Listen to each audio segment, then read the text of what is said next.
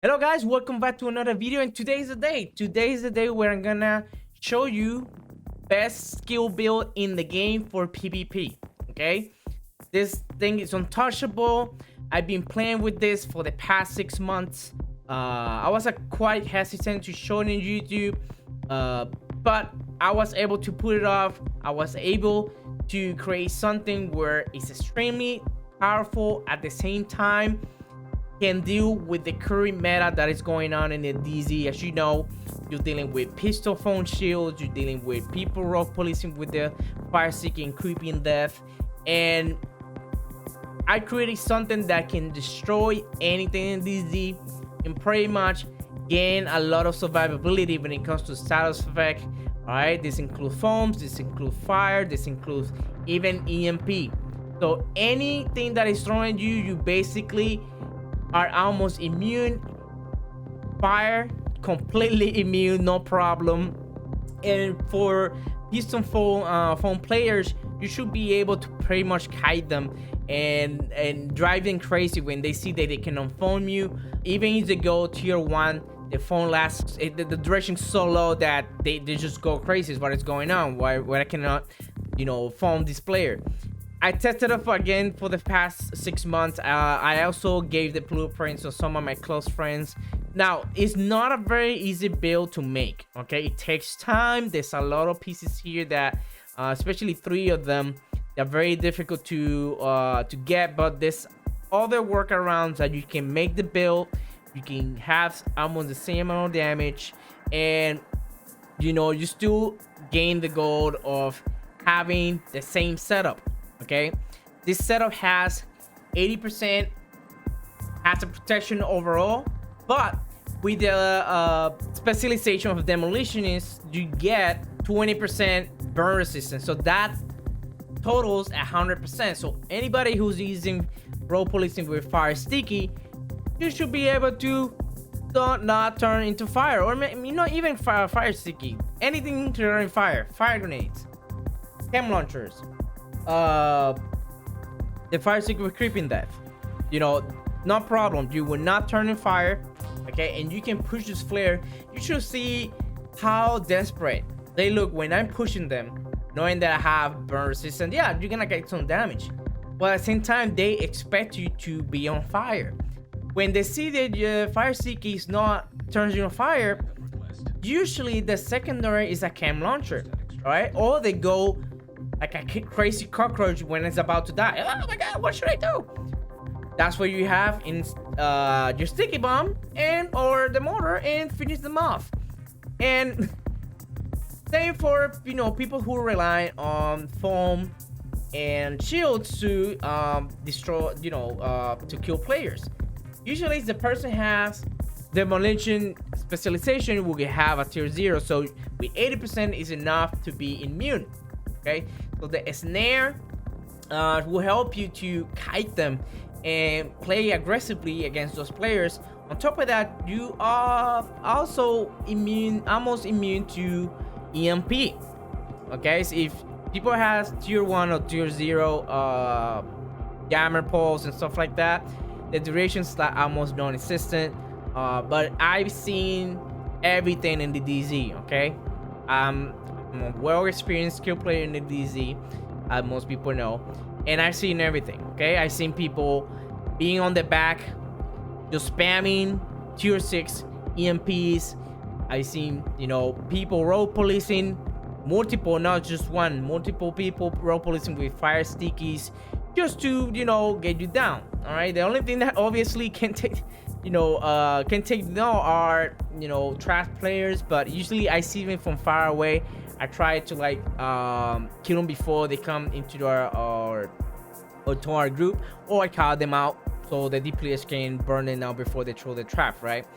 So they are very easy to detect. They usually have this gameplay where they look like they have arthritis holding the traps to throw it, so that's how they have traps. So that's the only thing that it will not save you. But as everybody knows, the traps are completely broken. They not have been fixed, so we have to deal with that for the time being. All right, like I said, you have 80% overall on hazard protection and 100% burn resistance. Okay, so what are the pieces? So for the pieces, I have 2 group of sombras. Okay, for that explosive damage. Every attribute is gonna have hazard protection, okay, and skill damage. I only have 1 skill haste, okay, in the entire build, you know, on top of the mods, just to keep my sticky bomb below the 20 seconds. Okay, so all my pieces are gonna have skill damage, hazard protection, and if they have a mod, skill haste. Okay, now for to complete the build, it's recommended, in my opinion, to have improvised piece, for the fact that this is what I call the modular concept, and you can basically add on another mod. Let's say, for example, if somebody's spamming constantly tier 6 EMP, I can just put a disrupt resistance and gain 90%. Okay, even though that I'm gonna add a little bit more of cooldown, but at least I don't have to deal with that. But from all the testing, I don't think it's necessary to do this, because 80% I think is enough.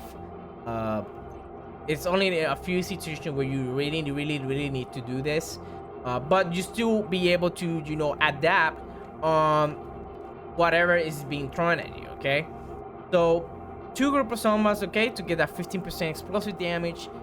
Of course, you need a strategic alignment. It's that no-brainer for any explosive skill build, because you have that 15% damage, and also you have that higher duration for your perfect shotgun arm.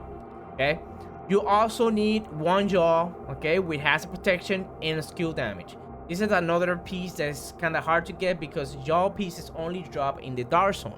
So if you don't do PvP, you don't farm in the dark zone, you will not be able to get these drops.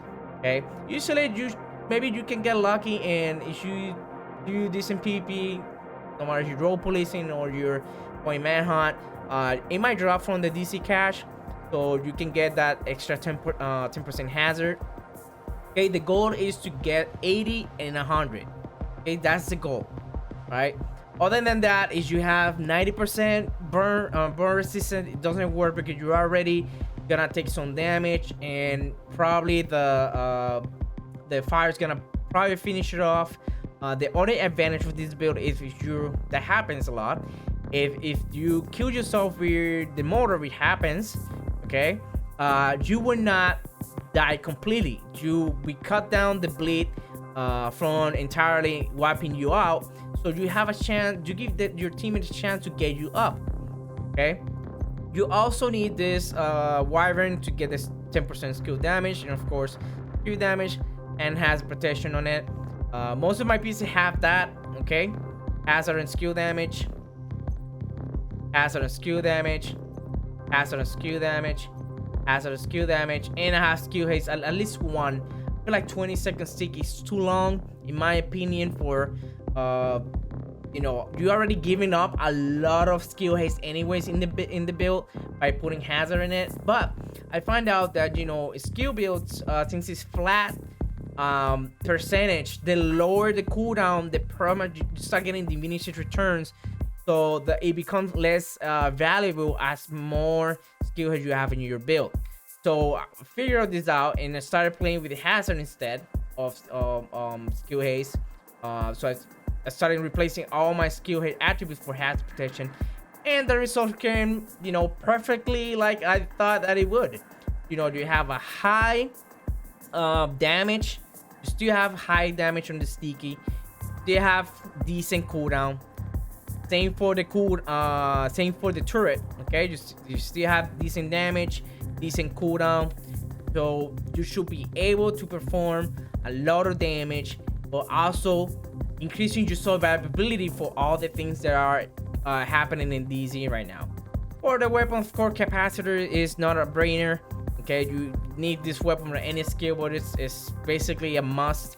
So when you stagger them, you can at least, if you see the opportunity of inflicting damage with the capacitor, you can just finish them off. I usually shot the shotgun. I play a lot of CQB, So sometimes I want to switch to my shotgun, but most of the time I'm just using my capacitor. Now, if you don't feel comfortable with, you know, 726,000 armor, you should be you can put a blue in it and then hold up the card, okay, with spike to increase your survivability, right? So as far as chest talent, I love kinetic momentum. Okay, kinetic momentum is super powerful. I don't think the amount of risk that you gain by putting glass cannon on your chest is not worth for the extra 10% damage that you get in your build. You always need to take into account group buff, and that will make you more powerful. And this hits just as hard as a yellow build. Okay, all yellow. Okay, so for the mods, at least I went with 1 blast radius and damage, just to, you know, recover some of the damage that I lost, some of the attributes. For example, in the chest that has skill haste, I put damage in there. But you can go with double blast radius. I think I explained one of my videos before. Blast radius is really important on the sticky bomb, for the fact that the sticky bomb, wherever the target is from the center, is gonna start dropping damage. Okay, so it's the person, you get the person on almost on the corner of the radius, you will notice that it will get really low damage. So you want to increase that blast radius as much as possible. You get a wider area on the floor, so when the player is on it, it will take more damage. So sometimes, you know, you would think, oh, let me put damage in it, I will inflict more damage, but you're not taking into account that the sticky bomb has damage drop off depending where the target is on the radius. So you can put a blast radius on it, and the radius with 2 mods, it almost equals the radius of the turret that, as you know, is kind of big, right? So for the turret, you go for the normal, whatever comes with the specialization here, the damage, the extra armor, and skill haste. I think that's pretty much mandatory. And yeah, guys, this is the build. This is what I've been rocking for the past 6 months. I get this build from some of my friends, and they completely love it. You know, I don't think there's something better than this right now, especially with the current meta. And this is what I call the meta destroyer. Okay, when you have to deal with pistol foam that was created with one of my climates named Insurgents, I started seeing how, you know, the potential of that build breaking the DZ. And I started working on it as soon as I saw it, because I knew people were gonna start making those builds, and the DZ was gonna start being filled with those builds, pistol foam, hazard, and you know, against a DPS player, this is completely powerful, but this completely annihilates that build out. And when they cannot foam you, they get desperate because, oh, I cannot get the kill because he's so foam, and I'm basically gonna combo you with mortar and sticky. You're basically gonna die. Same for people that they like to roll police with the fire sticky. No problem, I can just push them. They get all crazy because they think they're gonna kill me, put me on fire. When they see that I keep running without being turned on fire, they just go crazy. So make the build, guys. Now, as far as other options, if you don't get the group of sombras, what options do I have to make this build? Well, I will replace these 3 pieces for 3 Empress International. I think that will be the easiest way. Okay, and they are easy to farm. Okay, this piece will be easy to farm. I think the hardest piece will be the jaw mask, but you will get almost the same amount of damage, same amount of skill and everything with the 3 piece. Okay, and you should be able to make the build with those other options. Okay, alright, guys, so that's the build. I hope you enjoyed. If you have any questions, feel free to ask on the section below. Drop a like, it's free. If you haven't subscribed, hit that subscribe button, so every time I put a video up, you get that, you know, notification. And feel free to pass through my Twitch channel. I stream every night. I've been streaming Battlefield 4 lately, but if you see me playing in a DZ, You can ask me about the build. I can show you, can break it down, can give you a demo how it works. And yeah, I hope you like it, guys. Happy building. See you guys. Peace.